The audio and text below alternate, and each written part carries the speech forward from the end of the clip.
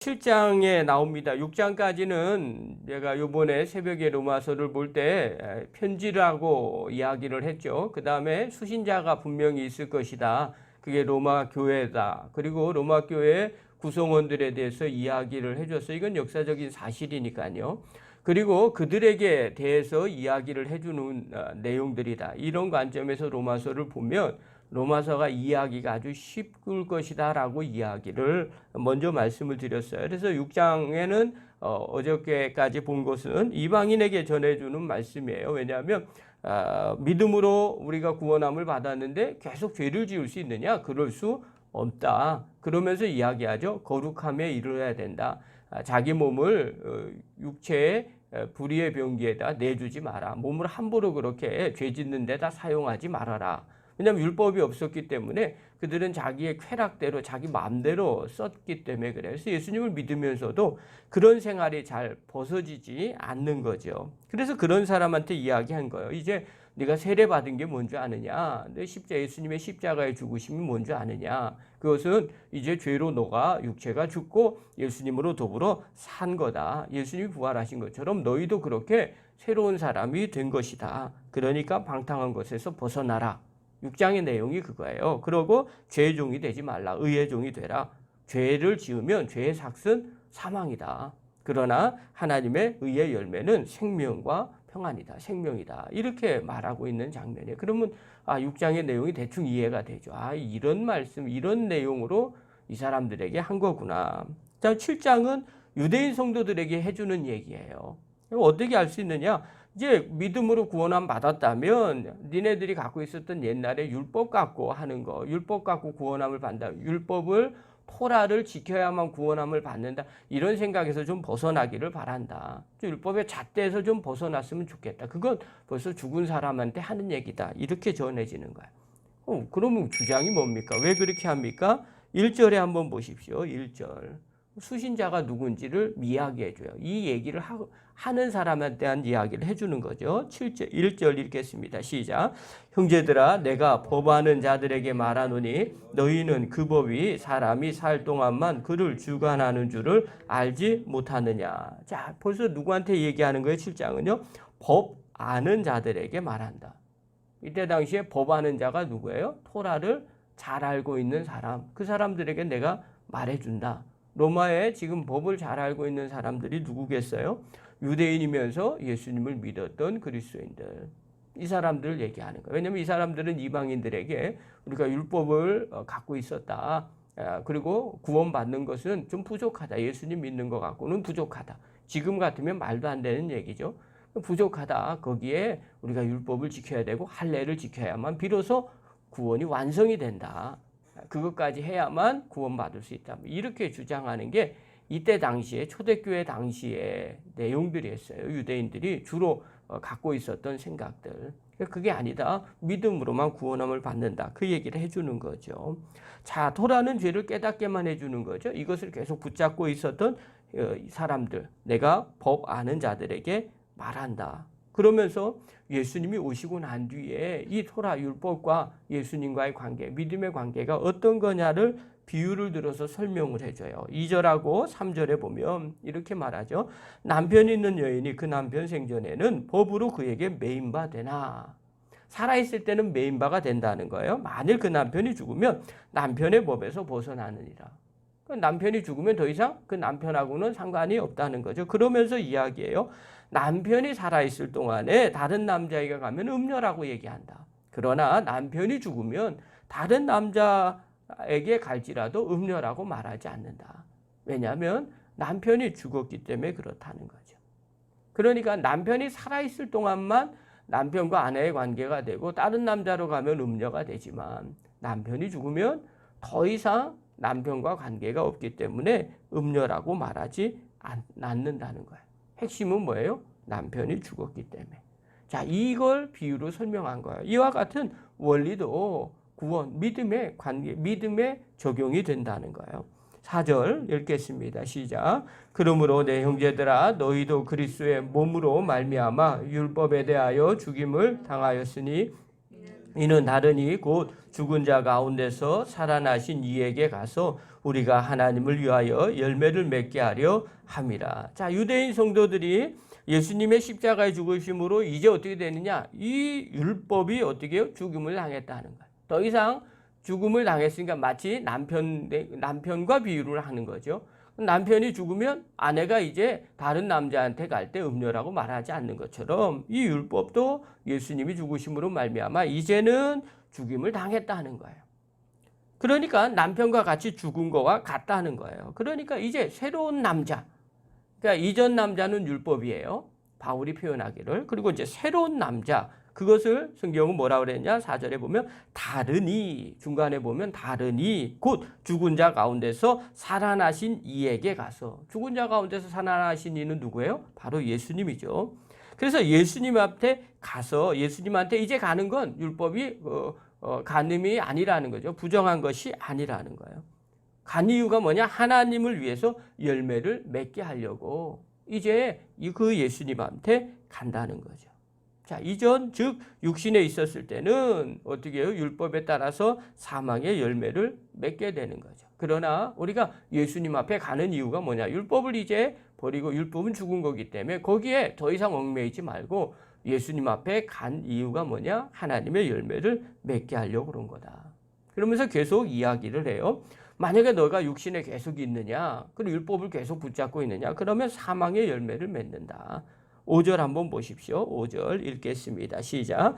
우리가 육신에 있었을 때에는 율법으로 말미암는 죄의 정욕이 우리 지체 중에 역사하여 우리로 사망을 위하여 열매를 맺게 하였더니. 자, 육신에 있었을 때는 율법으로 말미암아 죄의 정욕이 우리 지체 중에 역사해서 사망의 열매를 맺게 됐다. 자, 그러나 이제는 어떻게 됐느냐? 6절 읽겠습니다. 시작. 이제는 우리가 얽매였던 것에 대하여 죽었으므로 율법에서 벗어났으니 이러므로 우리가 영의 새로운 것으로 섬길 것이요 율법 조문에 묵은 것으로 아니할지니라. 자, 이제 얽매였던 것은 뭐예요? 율법이죠. 죄로 말미암아 온 율법. 이것은 어떻게 해요? 전부 다 예수님이 십자가에 죽으셨고 우리가 세례받고 부활을 했다, 새 생명을 얻었다는 거죠. 이제 여기서와의 관계는 끊어졌다는 거예요. 그러니까 어떻게 해요? 우리는 죽은 자로, 죄에 대해서는 죽은 자로 뭐라 그래요? 여길지니라. 이건 반응하지 말라는 거죠. 그리고 하나님에 대해서는 산 자로 여기라는 거죠. 그러니까 더 이상 율법에 대해서는 이제 죽은 자니까 벗어났다는 거예요. 자꾸 율법 얘기하지 말아라. 그건 이제 지나간 거다. 끝난 거다. 왜냐하면 죄가 해결됐기 때문에 율법은 더 이상 우리를 붙잡지 못한다. 그러므로 뭘 해야 되느냐? 우리가 영의 새로운 것으로 섬겨야 된다. 이제 처음 얘기하는 거예요. 영의 새로운 것으로 섬겨야 된다. 이 영의 새로운 것은 뭐예요? 성령을 이야기하는 거죠. 그래서 율법의 조문에 묵은 것으로 하지 말라. 그러면서 6장 이제 7장 하반절 넘어가면서 이제 8장에 우리가 다 아는 이제 성령에 대한 이야기가 이제 나오기 시작해요. 그러니까 바울이 그냥 이렇게 편지를 쓰는 게 아니죠. 자, 겉모습은 율법을 지키는 게 아니다. 이 내용은 뭐예요? 마음에 영으로 말미암아 하나님 뜻에 순종해야 된다. 이게 율법이 아니라 율법을 통해서 나를 지배하면서 살아가는 게 아니라 율법은 벌써 남편이 죽은 거다. 그러니까 너희는 어떻게 하느냐? 이제 하나님의 영의 아래에 살아가야 된다. 그렇게 이야기를 하는 거죠. 그러니까 구원받은 우리는 이제 율법 아래 사는 성도가 아니죠. 하나님 앞에 영 아래 사는 성도라는 거예요. 마음의 영으로 말미암아 하나님의 뜻에 순종하는 사람이라는 거예요. 이걸 누구에게 얘기해줘요? 유대인 그리스도인들 성도들에게 이야기를 하죠. 율법을 자꾸 강조하니까 그 율법은 죽은 것이다. 자, 그렇다면 오늘 본문을 통해서 말해주고 싶은 게 뭐냐? 첫 번째예요. 믿는 대로 된다는 거예요. 죽은 율법을 계속 붙잡고 믿고 있습니까? 그럼 그거대로 된다는 거예요. 근데 더 이상 그것을 믿지 말라는 거죠. 구원받은 사람이라면 그것을 믿는 사람이 아니라 성령의 지배를 받는 사람이 돼야 된다. 겉으로 율법을 지키는 게 중요한 게 아니라 마음으로부터 믿는 것이 중요하다. 결국 내가 무엇을 믿느냐에 따라서 지배를 받기도 하고요, 받지 않기도 하는 거예요. 그러니까 우리 생각을 잘 조심하세요. 늘 어떤 사람은요, 말도 안 되는 것에 사로잡혔어요. 그래서 그것을 자기가 지배하고 살아요. 마치 그렇게 옳은 거라고 생각하면서 자꾸 사는 거예요. 잘못된 지식, 잘못된 생각, 또 잘못된 하나님의 뜻, 오해하는 하나님의 뜻, 이런 것들을 붙잡고 살 때가 많이 있어요. 제가 많이 듣는 얘기 중에 하나 있어요. 목사님 어쩔 수가 없었어요. 내 마음도 어떻게 하지 못해요. 근데 이 질문은 근본적으로 물어보셔야 돼요. 진짜 어쩔 수 없었을까요? 정말 내 마음도 어떻게 하지 못할까요?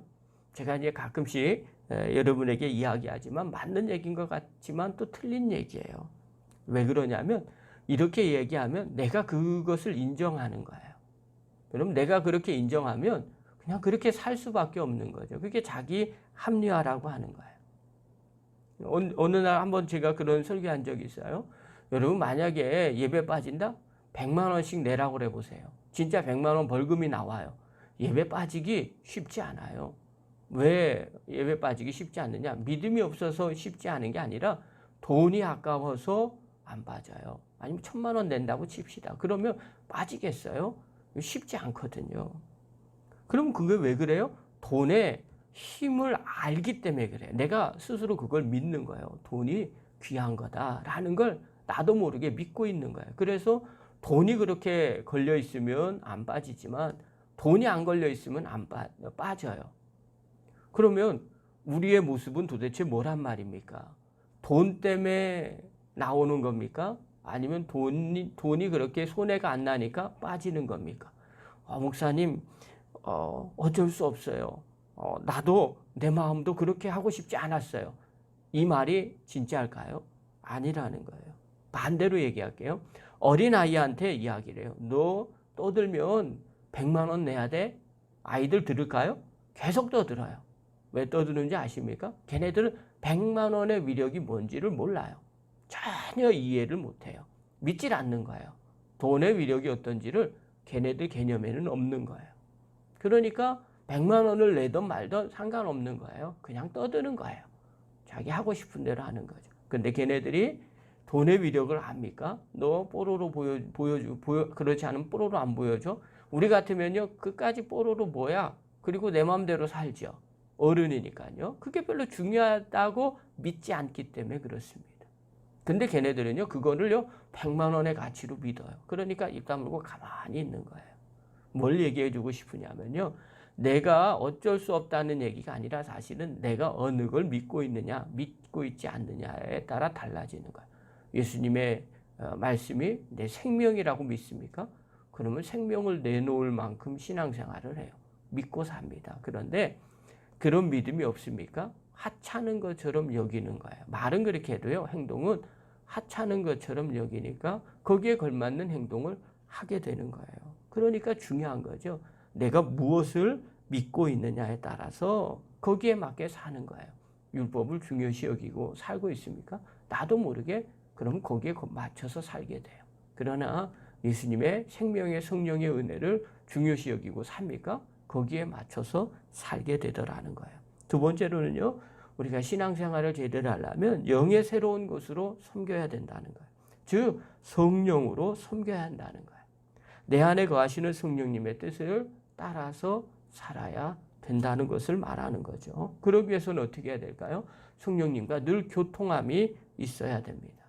교통함이 있어야 그분의 뜻대로 순종하면서 살게 되는 거예요. 그러므로 오늘 이 새벽에 나온 귀한 성도 여러분, 늘 내 안에 계신 성령님과 교통함이 있는가? 또 성령님께 늘 순종하는가? 그것들을 날마다 점검하시고 그 말씀대로 순종하면서 살아가는 믿음의 거룩한 종들 되기를 간절히 축원합니다. 기도하겠습니다.